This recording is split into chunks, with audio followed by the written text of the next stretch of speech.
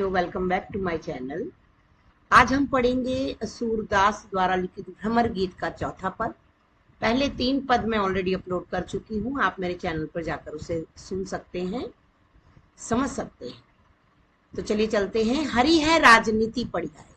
यहाँ उद्धव योग संदेश लेकर गोपियों के पास आए हैं और गोपियां उनसे सूरदास के माध्यम से कहती हैं, कह रहे हैं हरि है राजनीति पढ़िया है, समुझी बात कहत मधुकर के समाचार सब पाए।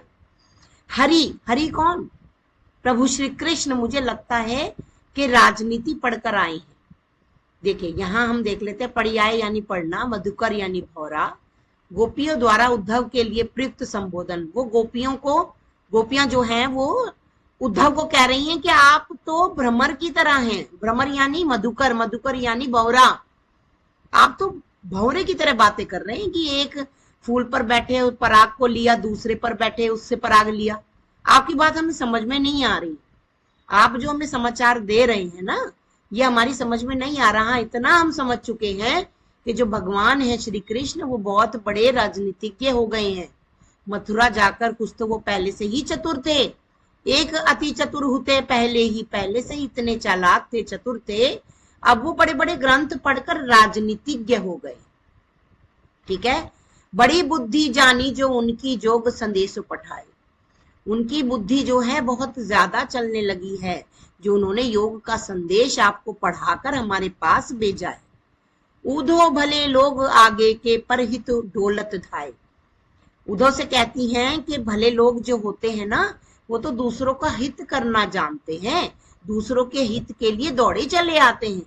जो पहले लोग होते थे, उधो भले लोग यानी जो भले लोग होते थे पहले के, वो तो दूसरों की भलाई के लिए दौड़े चले आते थे। लेकिन आप क्या लाए हैं मेरी भलाई के लिए? ये योग का संदेश लाए हैं। अब अपने मन फेर ही पाही चलत जो हुते चुराई। अब वो कह रही है कि एक बात ध्यान से सुन लीजिए। अब अपने मन फेर पाइए यानी मुझे अपना मन, जो श्री कृष्ण भगवान चलते समय ले गए थे, हमारा मन उनके पास रह गया है। वो चलते समय हमारे हृदय को अपने साथ लेकर चले गए, हमारे मन को, हमारे सुख को, हमारे चैन को। अब वो मुझे वापस चाहिए, वो हमें वापस चाहिए।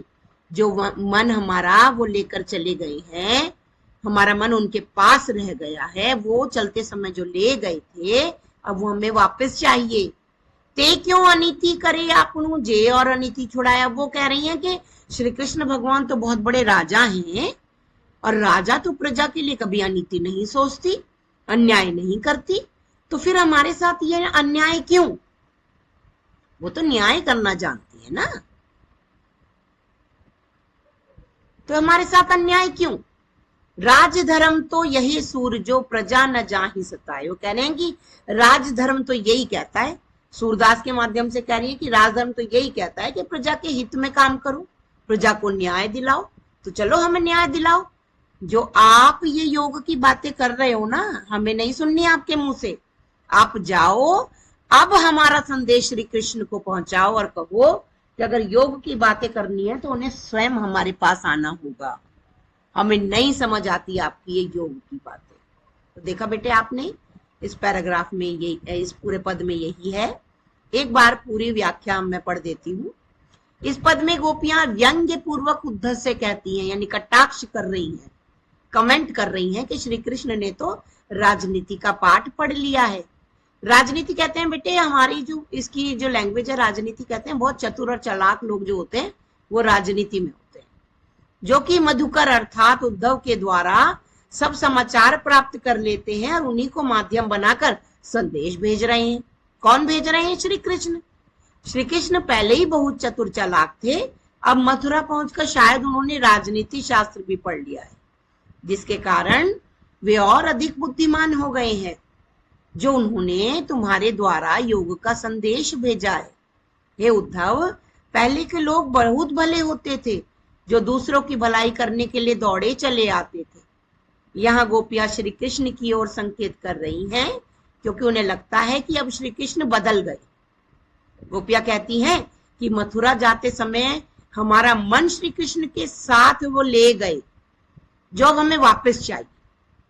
वे तो दूसरों को न्याय से बचाते हैं, अन्याय से बचाते हैं, न्याय दिलाते हैं।